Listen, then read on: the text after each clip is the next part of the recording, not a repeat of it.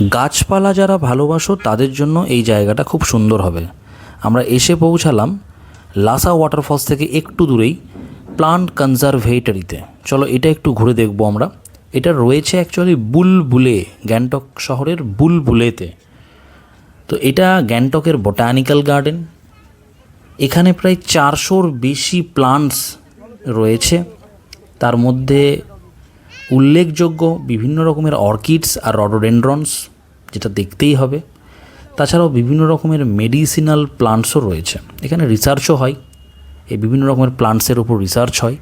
তো বেশি ঘুরে নিই, সামনেটুকুটা একটু ঘুরে দেখলাম। বিশাল এরিয়া নিয়ে আছে, তো আর অতটা আমি ঘুরলাম না। যাই হোক, একটুখানি দেখে তারপরেই বেরিয়ে এলাম। তো বাঁহাতে আমার চোখে পড়লো ফরেস্ট ট্রেনিং ইনস্টিটিউট। এই হচ্ছে এই হোয়াইট বিল্ডিংটা হচ্ছে ফরেস্ট ট্রেনিং ইনস্টিটিউট।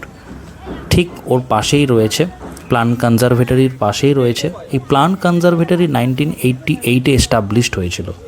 যাই হোক, উইকেন্ডে এসছি, ফাটিয়ে লোক এসছে, ফাটিয়ে ট্যুরিস্ট এসছে। চারিদিকে শুধু লোক আর গাড়ি, 4 চাকা, প্রচুর লোক এসেছিলো। বাপ রে বাপ, উইকেন্ডে মাথা খারাপ করে দেওয়ার মতো লোক।